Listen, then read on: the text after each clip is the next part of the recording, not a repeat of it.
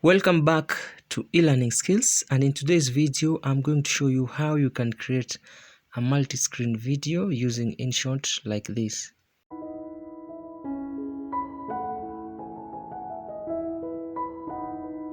All you just need to do, you need to download this app from the Play Store.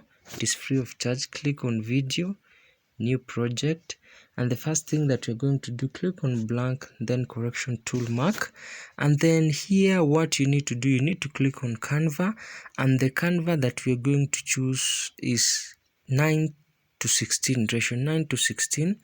Click OK. After that, you need to adjust the timeline here to where your video timeline it is they are reaching.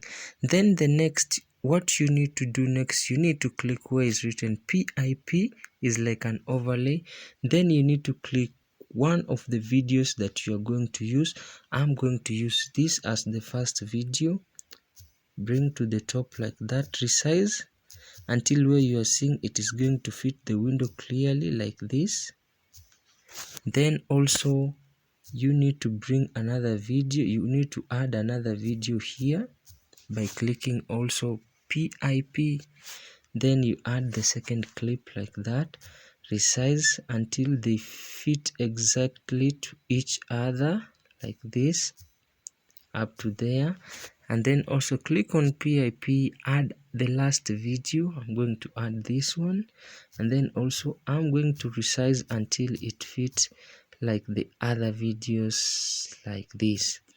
So after that, click the correction tool mark, and if you want to remove this InShot logo here, you just need to click on it and it will remove for free by watching an ad. So that when you play, the video is going to play like this. And then after that, you need to save your work, and then you export your work to your gallery. So don't forget to share, don't forget to like, and don't forget to subscribe to my video. See you in the next tutorial. Thank you.